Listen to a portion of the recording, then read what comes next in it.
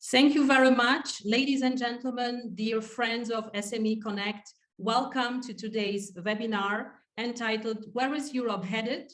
European Priorities for Digital Policies and SMEs in the Light of the Czech Presidency." My name is, as it was said, Jolana Mungengova. Just call me Jolana to make it simple. Today's online discussion is organized by SME Connect, and very many of you will know that SME Connect is an apolitical network of small and medium-sized enterprises, their friends and supporters, which seeks to maximize their voice at the EU level. It will never be reminded enough that SMEs are the backbone of EU economy.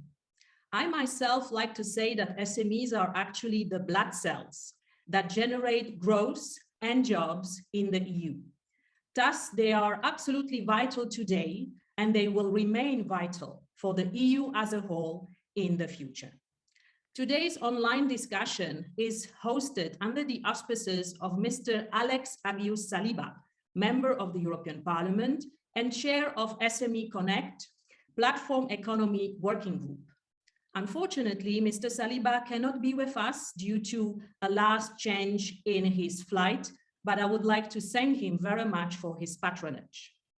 In order to introduce our discussion, let me first mention that the second Czech presidency of the Council of the EU, which will begin on the 1st of July this year, is going to be conducted under the label of 5 overarching priorities. First and foremost, the top priority for the Czech presidency is a staunch support of Ukraine in reaction to the brutal and illegal Russian aggression. The Czech presidency will also focus on energy security, thus reacting to the still soaring energy prices. Czechs will aim to strengthen European defense capability and cybersecurity, with the aim overall to boost the resilience of the EU economy and of our democratic institutions. In addition to that, when it comes to the digital agenda, the Czech presidency will find in its drawers very many important digital files, regulatory files such as the Digital Market Act, the Data Act, the Data Governance Act, the CHIPS Act, or the Artificial Intelligence Act, to name a few. To better understand what is the gist of these regulatory files and how relevant they are for digital policies and SMEs, I'm very pleased to welcome as our first speaker today, a man, an important one, from the Czech Republic. His name is Mr. Ondrej Ferdus, and he happens to be a director of the Digital Economy and Technology Unit at the Confederation of Industry of the Czech Republic. At the same time, he is also a member of the Czech Digital Team, a team of independent advisors who help the Deputy Prime Minister of the Czech Republic, who is responsible for digitalization and who is also a Minister for Regional Development, shape Czech digital priorities. Mr. Ferdus is also Vice Chair at the Business at OECD Committee on Digital Economic Policy. Mr. Ferdus, welcome. And let me immediately start with you, dear Ondrej, by asking you a question related to that heavy regulatory agenda. You know the files, so please try to guess behind which of these files will the Czech presidency put its weight, and where would you see a possibility to even broker a deal by the end of the year? Over to you, Ondrej. Thank you very much. Good day. Thank you for having me. I feel like I have a SME Connect day today. I think my only advantage is that I'm Czech, because I see Mr. Bony here, Michal from SAPIE, Petr, and other colleagues who are esteemed colleagues. And so I know, you know, guys, everything about everything. So I will take the opportunity that I'm a Czech, and I will say my perspective, or the perspective of the Confederation of Industry. Jolana, thank you very much for the question. First of all, I will start a bit in a negative way. I think the Czech government will certainly build on the work of French presidency, but what we as business representatives perceive as a very problematic is that we are in a situation where there was a visible trend during the French presidency towards isolating the EU in the field of data exchange and discriminating against technology companies from third countries. One example for all is the European Cloud Cybersecurity Certification Scheme, the EUCS, that is currently prepared by ENISA. European Commission's and ENISA's proposal is based on French SecNum Cloud and also connected to the Gaia X, which will make impossible for companies outside the EU. And I mean, global headquarters in the EU and full EU control, being EUCS certified for at very least the level high, where we still don't know what the exact scope of this, and therefore to provide their cloud services within the single market. And this kind of requirement doesn't have any security value from our point of view, but it's purely political measure, and that has nothing to do with cybersecurity itself. And this would negatively affect cooperation with our strategic partners, such as the US, but also with the United Kingdom, the Israel, and others. So that is why we consider it important for the Czech government to work to reverse this trend and to move from isolating the EU towards open cooperation with our strategic partners who share the same democratic values. This is important to say.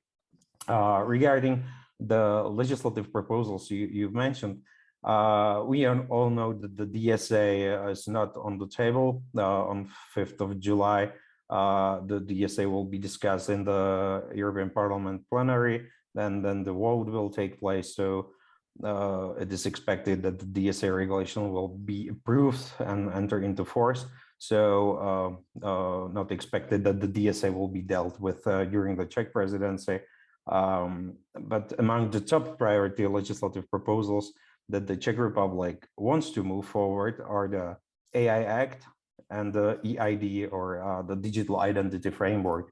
For both of these, Czech presidency aims at the general approach in the council. And I think, you guys know the content of these proposals, and especially with the AI Act and with the shift in the AI Act during the French presidency, from the work which has been done during the Slovenian presidency, I think these are very high goals, because we will need more discussions, and I hope that the Czech government and the Czech presidency and others will be able to listen to the sector.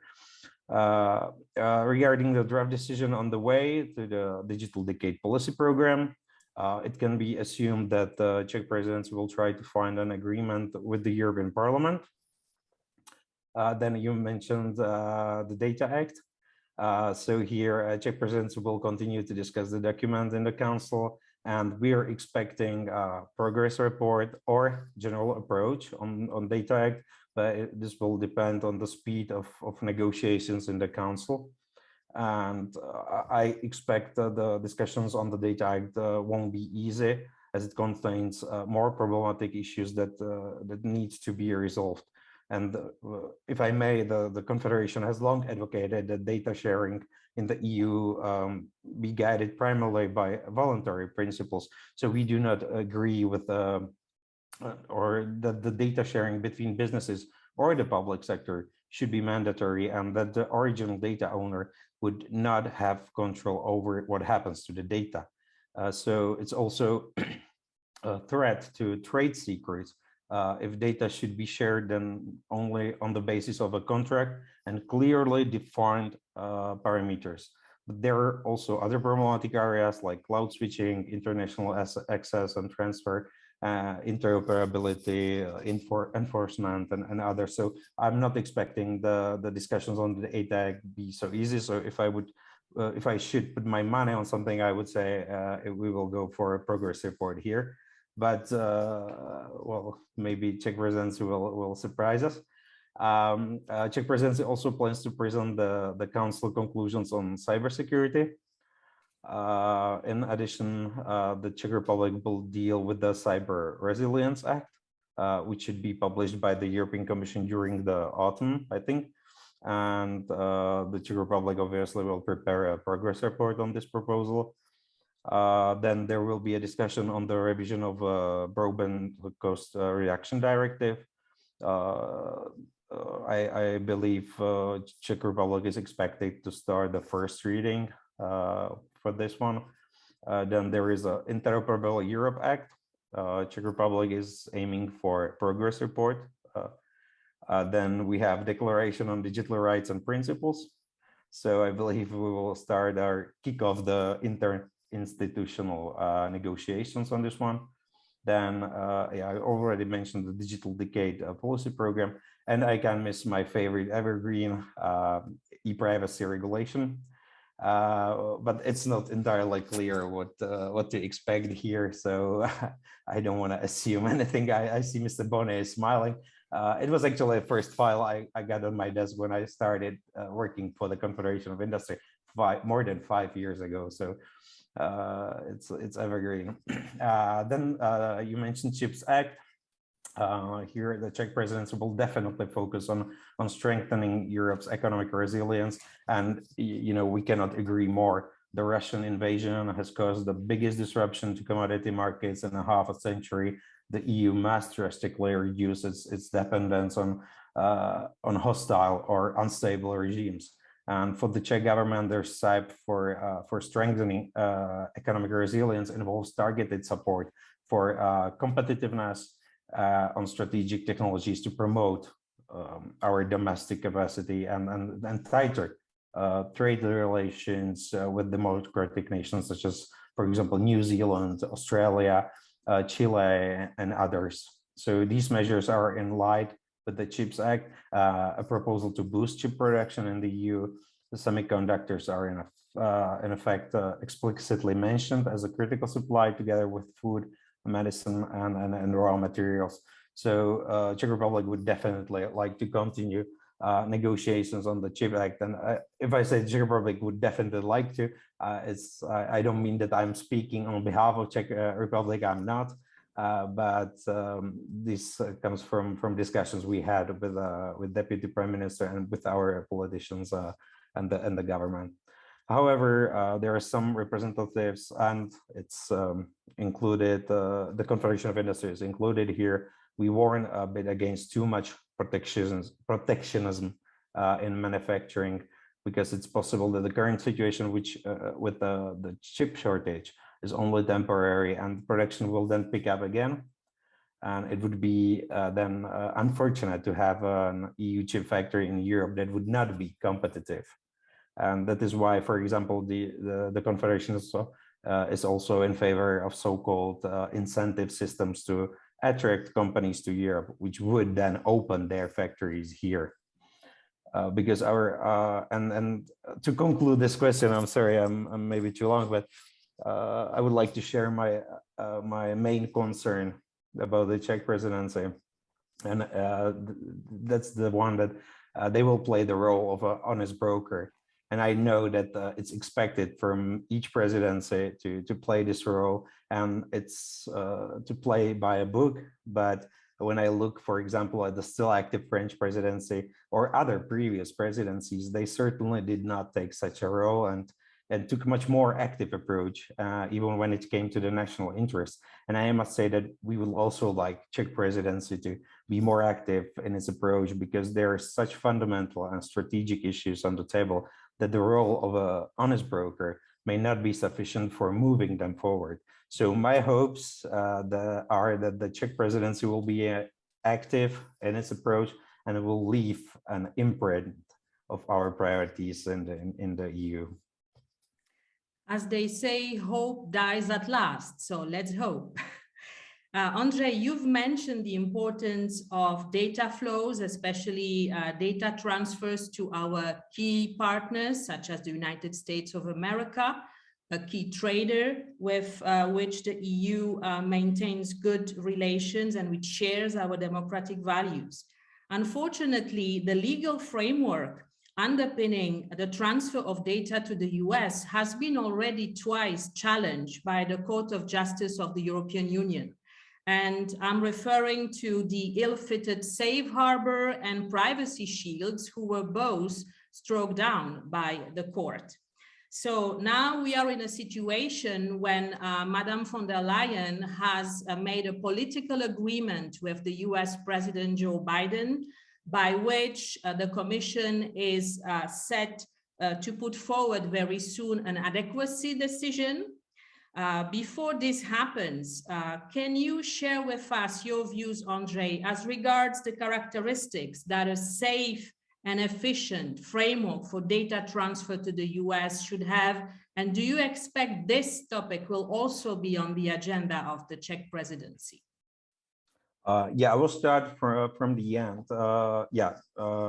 Trade and Technology Council, the data flows, the transatlantic cooperation will be also one of the priorities for the Czech government, and it's stated in their position paper. So we are expecting a lot from Czech government. As you said, it's a crucial for data flows. It's crucial also regarding the Russian aggression.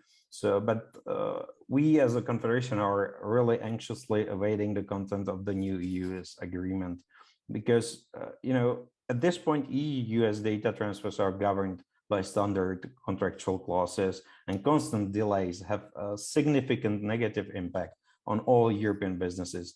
And I will go to that, and especially for the SMEs, and the long-term uncertainty and the transfer of responsibility to the companies force many of them to rethink their processes of handling personal data, and this is also associated with considerable costs. For example, a problem with the evaluation and a control of national law in a third country, the responsibility for accuracy, respectively, evaluation of personal data protection standards in a third country is basically all thrown at the company now. And then there is the difference between a large company that has a huge legal department. It will cost them a lot of money, but they will handle it. They will go for it. But on the other hand, we have a lot of small and medium-sized companies, and they don't have the resources or expertise to do so, and they will probably have to hire someone for it, and this will create extra costs. So the basic requirement will probably be that the new solution will have to withstand the scrutiny of supervisory authorities and privacy activists who managed to bring down the two previous ones. The already mentioned Privacy Shield and then the Safe Harbor. And after the announcement of agreement in principle, Max Schrems published his statement, and I will quote, if I may. Let me just find it. Yeah. The final text will need more time. Once this arrives, we will analyze it in depth together with our US legal experts. If it's not in line with EU law, we or another group will likely challenge it. In the end, the Court of Justice will decide a third time. We expect this to be back at the court within months from a final decision.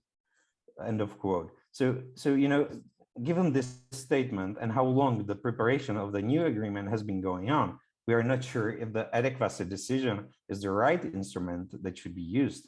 We do not think that the partnership will work on the basis of a magic wand. For example, on the basis of adequacy decisions or declaratory approaches or agreements. Such agreements need to be truly mutually acceptable and legally binding.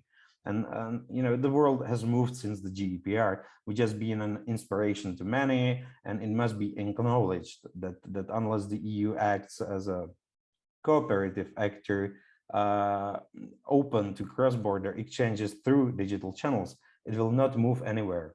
And it's necessary to roll up our sleeves and create a functional partnership and not more legal uncertainty. So in this context, I would also like to emphasize the need for the cooperation with within the Trade and Technology Council in the field of technology, which will be helpful also to the small and medium-sized companies. Thank you very much. My third question, Ondrej, will be about the so-called digital wallet. Because indeed, in these days, when more and more people have to identify themselves using digital tools, this is yet another topic that people expect the Czech presidency to be active on. So could you elaborate on that as well? Yeah, I will be a little bit shorter on this one, hopefully.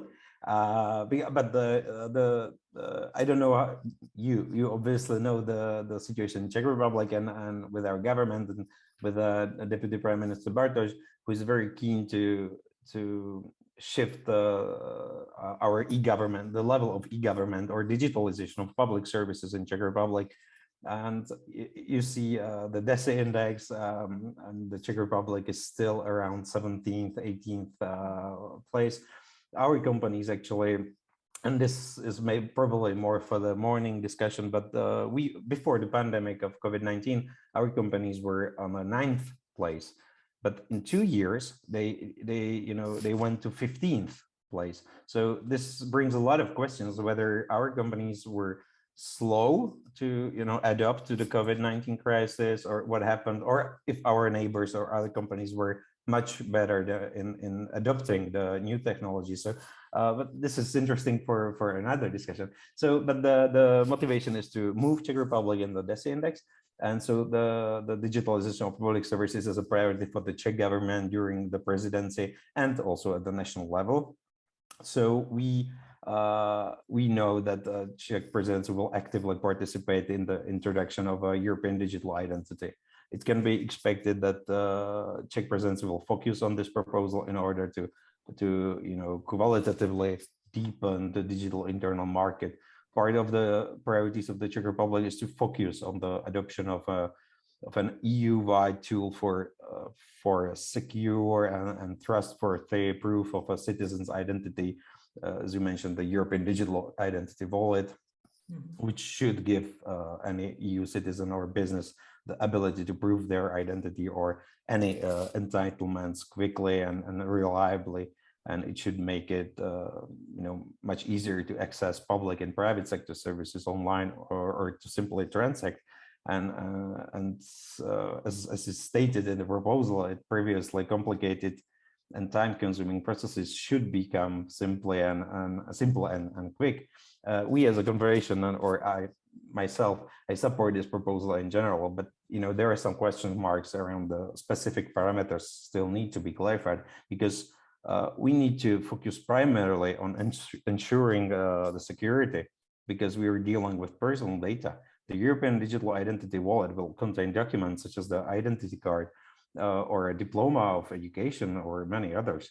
And we already have some experience with the COVID passes, and we can build on that. We know it can work actually pretty good, but it will definitely be a more robust and sophisticated solution. So we should put much more emphasis on the cybersecurity risks here.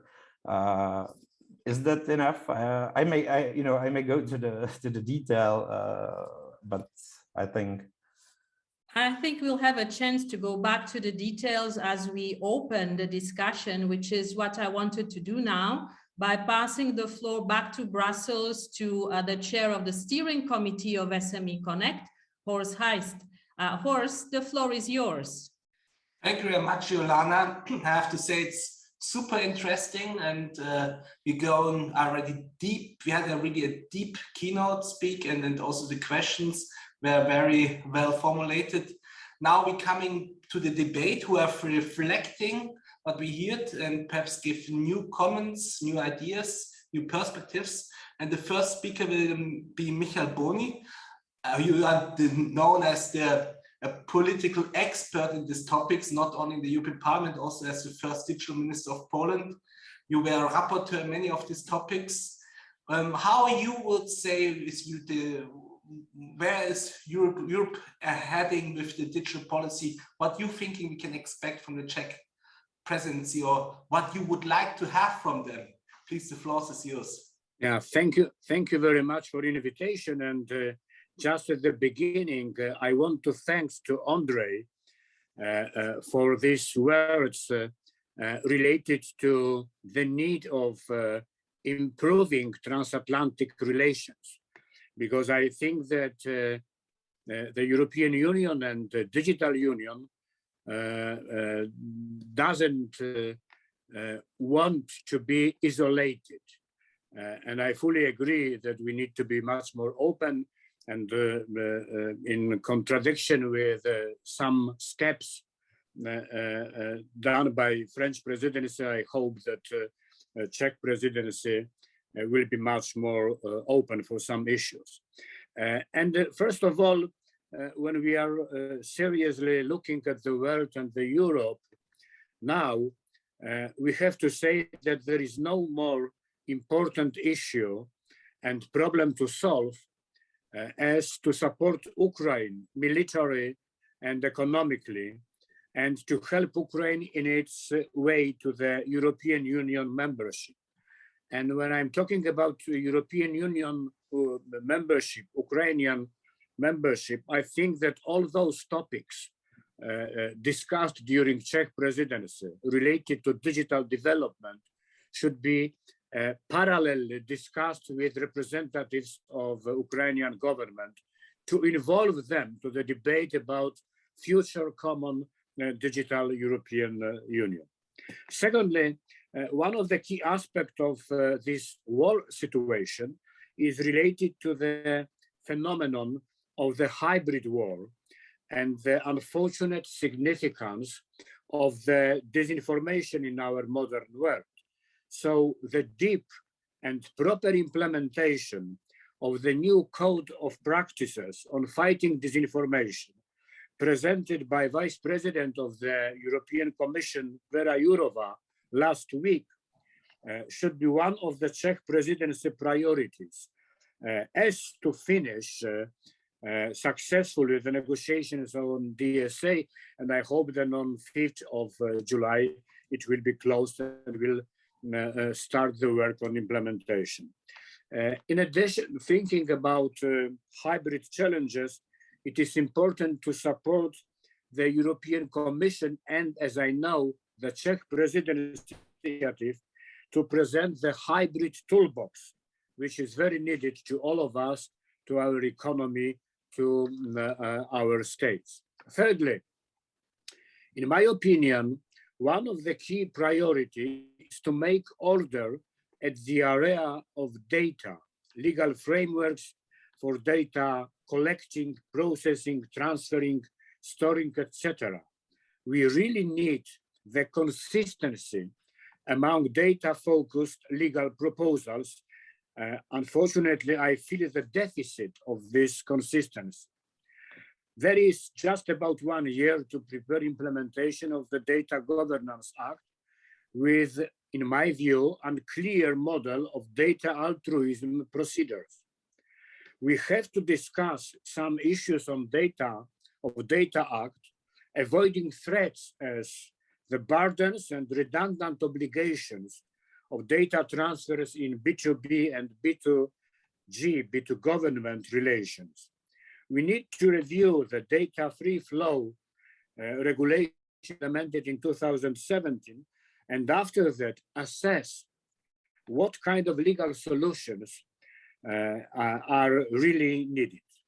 We have to be more cautious when we are trying to build and implement strong, strict legal rules for data transfers and storing with using clouds. So we need to have some rules, but on the other hand, it should be much more open for the global partners, in my view, excluding Russia and be cautious and excluding rather Chinese companies. We have to be more open for transatlantic, as Ondrej said and emphasized, data flows with clear rules related to personal data. But on the other hand, as I know, the ball is on the US side, and I hope that we will achieve the common agreement, because it's very important for advantages, for common advantages for US and Europe. When data will move, will be processed and work. I don't like, it was also mentioned by Ondrej, I don't like the concept of data localization, because it is against the data economy development focused on common good economy. And we have to be cautious when we would like to implement the principle that in some, which ones, emergency situations, the state governmental institutions could have the legal right to take all data related to the emergency area from the companies. It is not transparent, and we need to discuss, and I hope the Czech Presidency will be very reasonable at that area. Fourthly, we have to establish real and effective structure for the parliamentary and interinstitutional debate on European health data space. How to join decentralized healthcare systems, as in Spain and Italy, with the need to establish the European network. How to strengthen the model of data donation, data sharing, and clear conditions for health data reuse with the scientific purpose and for patients' advantages, and how to establish data access points at the national level. For all those data solutions, we need interoperability, guarantees, as conditions for legal interoperability, as conditions for institutional, organizational interoperability, and as conditions for technical interoperability, including semantic level, because it's crucial.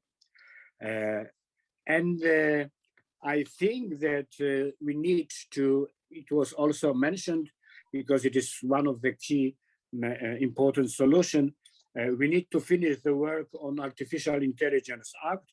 I'm not sure if the additional proposal presented by French presidency on the general purpose artificial intelligence is a good idea. The Czech presidency should consider it because I think that we need to focus on what was done and discussed at the first stage of the debate on artificial intelligence. And so I want to emphasize from the business point of view, from small businesses perspectives, how important it is to develop this idea of regulatory artificial intelligence sandboxes for some experiments. I think that we need to raise this problem. Finally, I think that as we all know, the basis for the successful development and the digital union is based on trust. It is also very, very important for the SMEs. Trust is crucial for societal and market partners of the digital development, citizens, consumers, public institutions, businesses, big companies, and also small, medium enterprises. And in this light, I want to say that when we are starting the debate on this net neutrality and fair share and taxes addressed to the telco, we need to consider what kind of impact this kind of solution will bring to the small, medium enterprises. So if legal certainty is significant for the trust, so all regulations should be discussed with partners as small, medium enterprises are. And additionally, I want to say that I hope the Czech presidency will continue the reasonable work on Europe's digitalization, and that during that presidency, we all will work stronger, much more stronger on incentives supporting European small, medium enterprises to be digitized and to develop in digital way. So good luck, Czech colleagues, and I hope that it will be very fruitful and promising presidency. Thank you very much for this deep and complex analysis and remarks from your side. I think, yeah, you see you are still really the expert in this topic, I have to say. Thank you that you are also our special advisor at SME Connect for digitalization and artificial intelligence. And I want to pass over directly to Karina Stan, Director of EU Policy Developers Alliance. You are also one of our top experts for legislation. I'm really keen to hear your remarks and ideas and comments about the current European policies and what you're expecting from the future, especially from the Czech presidency. Please, the floor is yours. Okay. Thank you very much for the invitation, and we have high expectations, of course, from the Czech presidency after the French presidency, I have to say. When speaking of priorities, when we are looking at them, we can see clearly the goal to improve the competitiveness of the EU economy, and that's very welcomed, of course.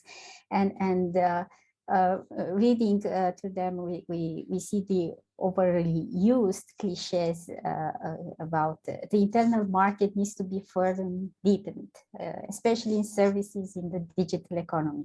Well, it's a cliche, but unfortunately, it reflects the fact that the European entrepreneurs still cannot truly benefit from the single market.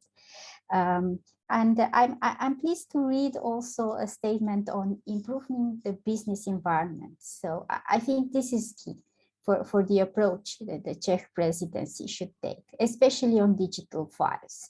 And in this sense, I would like to present two strong recommendations. So to take a practical approach, and second, to be aware of the need to ensure policy and regulatory coherence. I mean, it's not an easy task, speaking of Europe, of digital single market as a task. Why do I say a practical approach? Because no matter how nice, how ambitious a regulation looks like, the outcome, if the policy objective is reached, this is decided by its enforcement. So for each new requirement put in place for existing and for future digital products and services, the policymakers should ask the question, how would that work in practice? Followed by, how is this interfering with the relevant existing or upcoming rules? And these two questions test would ensure the proportionality and the viability of the new pieces of legislation. So it was mentioned before that the Czech presidency will lead the council position on several important legislative files, and I would like to refer very quick on two of them, the AI Act and the Data Act. And for both of them, the two-question test that I just mentioned should be applied rigorously. For example, on the AI Act, yeah. So there are many problematic, sensitive issues on the table, as we know very well. There's the issue, and Mr. Boni mentioned already, the issue of general purpose and open source systems. So without going into details, but if the Czech presidency will apply these two question sets, then there is a great chance that these rules will be framed based on the high-risk approach that was initially proposed by the Commission, and it will be a guarantee that the providers of such AI systems, and including the open source software community, which is a source of innovation, they won't face impossible obligations. Also, it will ensure that the interplay of the new rules with data protection, with security requirements will be duly observed. So, and moreover, these new rules are interfering with already existing conformity assessments of certain products under the harmonized legislation. So it is essential to ensure coherence in implementation, smooth processes to enable the AI embedded products to reach the EU market. Then on the Data Act, if the Czech presidency will assess the provisions from the perspective of their impact in practice, then there is a great chance to identify the roots of legal uncertainty.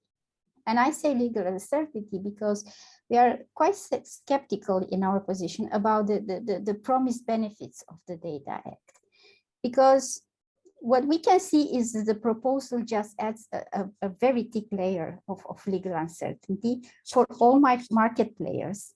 And there are quite excessive liability, it's quite excessive liability for data control, increasing risks, safety, security risks in data sharing. So the basic question, how would all this obligation work in practice? In all the situations that are covered by the wide scope, I would say, of the proposal, not only in simple situations that we hear examples of simple situations, but also in complex commercial contractual relationships. Because, you know, life is not simple, especially for SMEs, for startups, for example, that get involved in various industrial value chains. So the real life test should be applied. The Data Act also proposes ambiguous legal terms for international non-personal data flows, and Ondrej talked about that. And yeah, I can only agree. I mean, there is already enough legal uncertainty and complications on transatlantic personal data flows. And now, I don't know, is this the objective, to isolate European digital businesses from their trading partners, from the global economy? I mean, I certainly hope not. So that's why I strongly encourage the Czech presidency just to take up this task, to work with these two questions in mind. So how would these rules work in practice? And second, how are these interfering with relevant existing or upcoming rules? Because only a practical approach, only regulatory coherence will create the right environment for EU SMEs, startups. It will be the right environment for them to tap the potential of digital economy. Thank you very much, Karina. Like always, very in detail. And I think you don't forget the practical side. And we have, from the practical side, we're going to Michal Kardos, because he has to leave also early because of this airplane mess everywhere. So he has to also a change of his plane. But you have this practical approach, and now we have the details and legislation. What means this for you? You are active the League to Boost Digital. What is your comment about this? You are close to SMEs and help them to digitalize. Yeah, okay. Thank you very much, Horst. Also, thank you very much for having me today.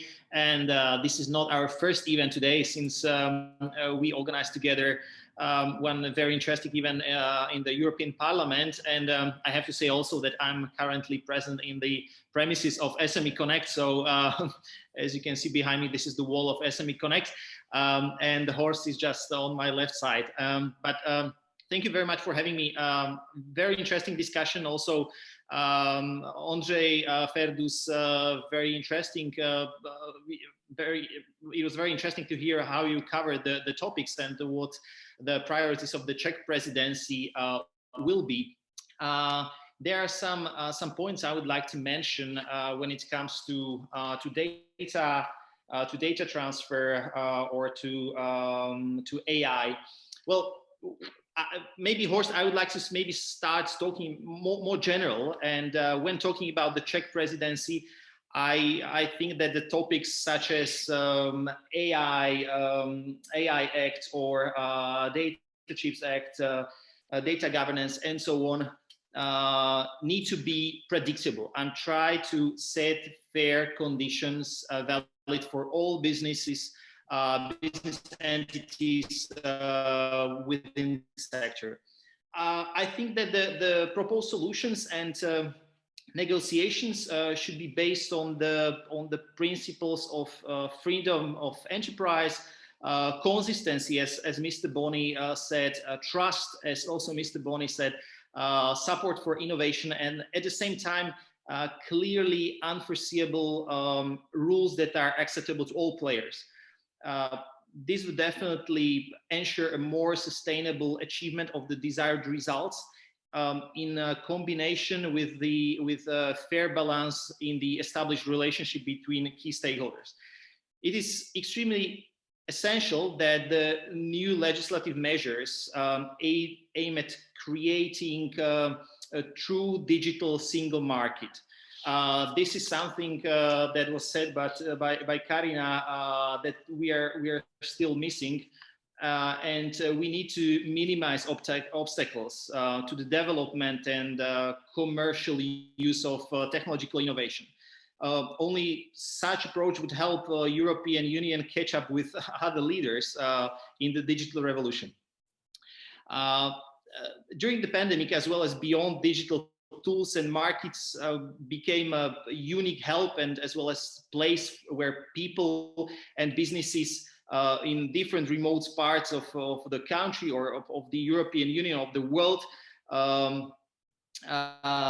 could get a much wider range of goods and services in a more accessible way, greatly increasing their chance of living a fulfilling life.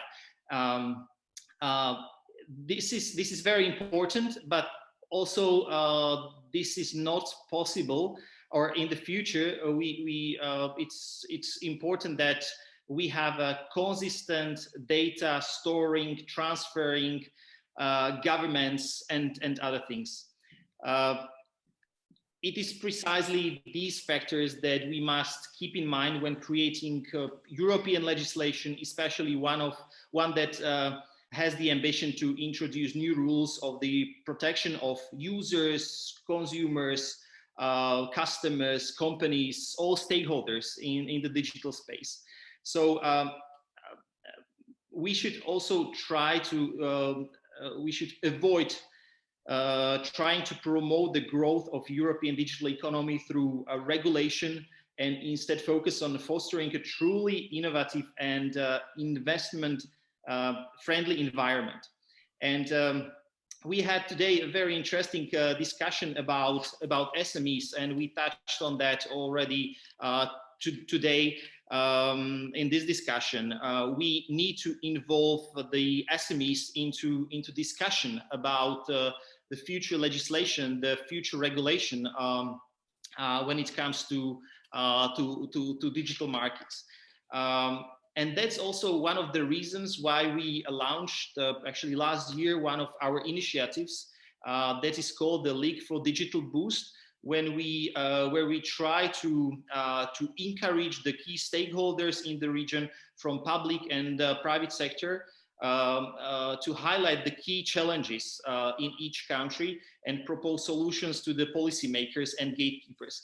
But what is very important, we are trying to involve SMEs as much as possible in these discussions, because as we've been witnessing over the last month and years, SMEs are quite often not part of the discussion when it comes to the future regulation in the European Union.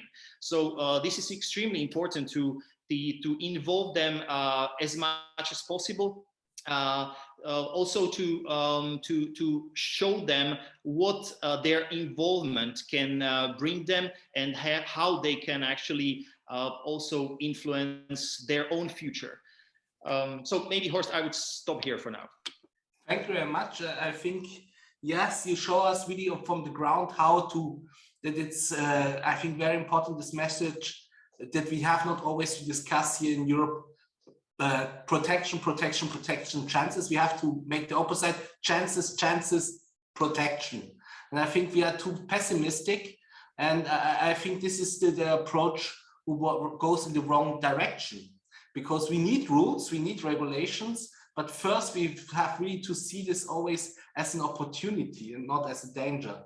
Peter Koffler from the Danish Entrepreneurs. You are the first real entrepreneur here, and you are very active in the startups environment, and you were activated by the DSA legislation and advertise ads, and you were fighting very much, and many people told you that you have no idea what target ads means. So how it feels the communication with Brussels sometimes as a real SME? Please, Peter, this is the floor. Thank you for all the amazing inputs today. I'm listening.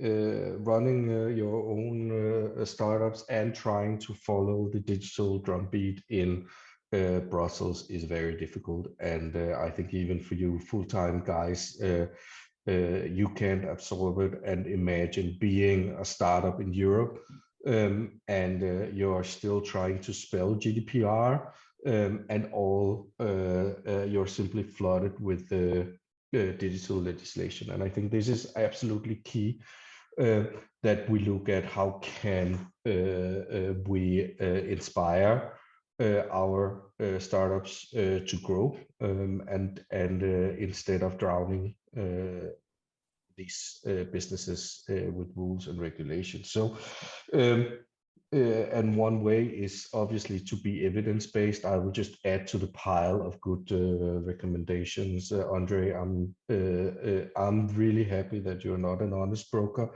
with the agenda that you have. So what we did with the DSA and targeted ads was to say, let's implement it. Let's see what happens.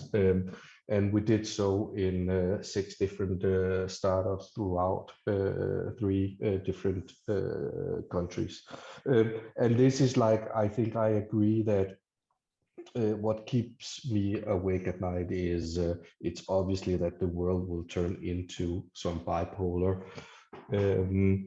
place between democracies and authoritarian regimes. We obviously see it playing out now and being further away than most of you from Ukraine. Everyone in Denmark is really concerned and supportive, and we need to think about how the free world can step together, and we need to look at all the opportunities that can arise from that. And I totally subscribe to the agenda of a stronger transatlantic alliance. We already see that this is one ecosystem for a startup that is born global from day one, and not being able to run your business across continents is a horror story. Should we do this because we need more wealth in Europe? I think so, because we just had the Alliance of Democracy Summit in Copenhagen with some of the most brave freedom fighters of democracy, the Prime Minister of Taiwan, Lithuania, Mr. Obama. And you know, democracy is getting more and more difficult to sell to millennials. They see China. If you're from the middle class, democracy haven't necessarily been your friend. And we need to show that Europe can win. And in order to win, we need innovation. Right now, we are being whipped. We see all the big companies being more and more Asian. And the only way is to build alliances with the rest of the free world and make sure that we don't stifle growth. Looking at the Data Act now, I'm trying to use as much bandwidth as possible. We see scary things around what has been mentioned here with mandatory data sharing, but it's just, you know, politicians don't know how to run businesses, and data and investment in data will be the driver for the next giants. And this will take the incentive out of investing in the next unicorns, because you need to put it public available, B2B as well. So these are this is not the right direction to take Europe. And I think some of you may know that we formed an alliance called Frontrunners Alliance, Denmark still being #1 in the DESI index. But what we see after Brexit is that, it has been obvious, as said here during the French presidency, that protectionism has taken more and more of the agenda. And one principle to put forward to the Czech chairmanship is to build a self-confident and a positive vision of Europe's role in the world. We can still be competitive. We don't need to dig ditches. We can lead, but we cannot be afraid either of technology or the outside world, because then we will lose with certainty. And luckily, with the Czech, and what we've seen with the Czech is that they believe that Europe can lead by example with a strong transatlantic alliance is the only way to ring-fence freedom and democracy by creating a flourishing Europe. So that's the main message for me today. And then obviously follow the path of evidence-based legislation. And maybe, you know, you could take some of the files, maybe just some random ones, and put them to pause, because nobody have a flying clue about what will happen when we implement all the stuff that is out there. The complexity is enormous, and the evidence is very, very scarce. Thank you very much. Thank you very much for the strong message. I think you as a startup, if you're starting already to think, also SMEs, about that this is a race of competition with democracies and autocratic systems, and we can only win if we are technologically leading, because who has the power in the future is the technological leader, and we must be afraid about this if our companies are not on the top anymore, and Chinese and others taking over. And I think then we have really, really deep troubles.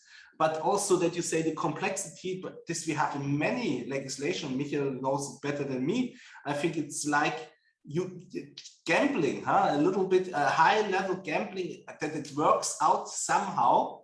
It is like you have an activism, you have to do something, but better to do something than to know something. And this is a little bit, I think, the wrong approach. Glen, I think you bring, as the founder and secretary of the freelance movement, another perspective in the future of work. I would say better the future of entrepreneurship, because in fact it's about independency, and what is independency and what is employment. Please, the floor is yours. Thank you, Horst, and thank you, everyone. It's great to be able to follow so many fantastic interventions here. And as you say, Horst, supporting innovation and entrepreneurship and the development of digital platforms is a vital part of the future of work, and we really need to harness the power of this new wave rather than try and stop it. And I think, following on this theme, that let's not be scared about the future and technology, but let's try and harness it and use it to our benefit instead, because we really see the way that digitalization is changing the way we work, as well as how we buy, sell and share goods and services. And as you say, the future of work is within this, and the European Commission has been acknowledging the size and the rapid growth of digital platform economy and marketplaces within this.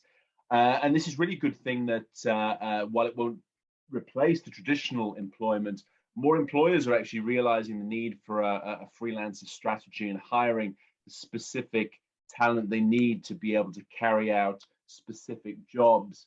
And also for the good of citizens too, it's really important to allow the benefits of digitalization, allow the development of the platform economy, both economically and technologically, and also, most importantly, to allow workers to earn money in new and flexible ways outside of the traditional 9-to-5, as well as create new companies and new services as well. And this is a big important element, because for many people, this sort of the future work platform work is synonymous with people on mopeds delivering sushis and pizzas for tiny amounts of money. But the reality, this is just a tiny part of a much broader movement. And for many, the idea of an Uber or a Deliveroo is certainly not the future of work. It's rather more the seismic shifts underway, marked by the demand for flexibility, the demand for choice, and also the demand for freedom for an increasing swathe of the population and society.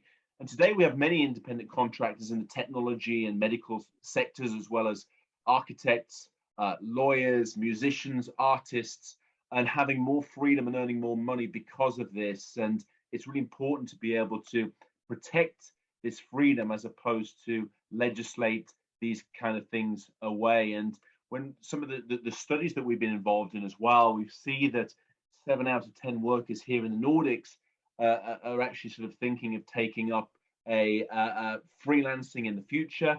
And then over 50% of people are saying they either dislike or actively hate their current employment, their current job. And it should also be underlined that gig and platform work is only a sideline and complementary for 70% of freelancers. And this is the figures that have been backed up by many studies and research bodies over the past 18 months. And also, this is also borne out by the feedback we're getting from the work we're doing in our Future of Work Study 2022, which is focusing on giving a voice to freelancers from across Europe. And interestingly, some of the facts from the study is actually running counter to the standard image which is put across by the media and certain scaremongering quarters. We see that 60% are actually over 30 years of age. Many people are highly educated. Within our study, over 50% have a bachelor's degree, and almost 50% have been doing it for more than 3 years, and even 15% actually earn more than 5,000 euros a month. But there is a clear and present issue about the amount of work that people have. Many people say they don't have enough, so there's certainly an opportunity there for companies and organizations to be able to tap into the talent that this is. And it's kind of an anecdotal view, but something that I'm seeing more and more is the idea this is a lifestyle choice for many, and also an opportunity for people to make money from their passion. So when it comes to listening to the voice of freelancers, it's really important that the politicians, trade unions, and platforms, they really think about the world of work as something that is changing, and understand what people expect from a job, and the fact that it's no longer a 1950s vision. And we need to be able to collect this data and show that the innovation is a key element within this. But of course, at the same time, there are certain sort of trade unions and traditional labor organizations who maybe don't want to hear this because they realize that it's a threat to their status, their power, and even their relevance. And at the moment, of course, we have the platform workers' rights discussions which are ongoing in the European Parliament, and the ability to be a freelancer should be, and an independent contractor should be protected there, and particularly around the sort of the Article 4 and the presumption of employment. Make sure this is not too prescriptive, and allow freelancers who are doing side gigs and work therefore less than 20 hours a week through platforms to be exempt from this. And as the speakers previously have been saying, make sure that the establish what this in the right way. We're seeing a lot of sort of problems and skepticism through DSA, DMA, the EU Data Act, various elements that we need to make sure that we're looking for the opportunities as opposed to looking at the problems. And I think the sort of to cut this short, because I realize that sort of time is running out, we need to really focus on the harnessing the opportunities that technology is given to citizens, to SMEs, and the broader economy, while ensuring that the legislative framework allows the future of work to flourish rather than be strangled by a set of overly excessive rules and regulation.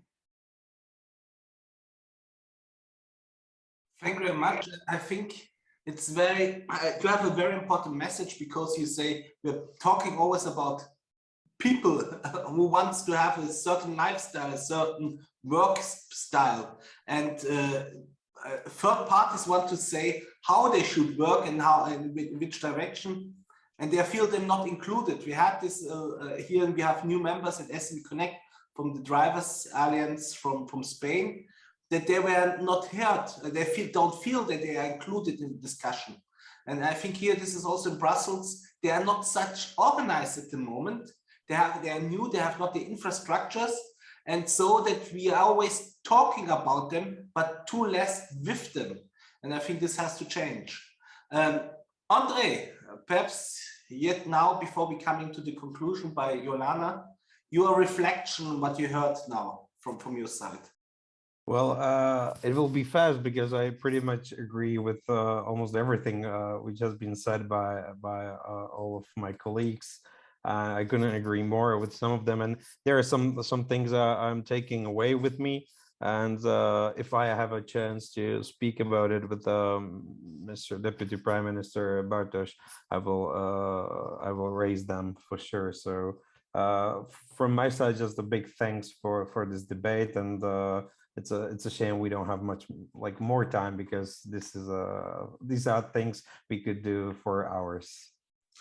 Perhaps next time in analog, if you are coming to Brussels, that we meet each other all, and I think we have to be more vocal, to be more involved in all these discussions. And I'm very appreciate that we have not only the European speakers here, we have also the national representatives here.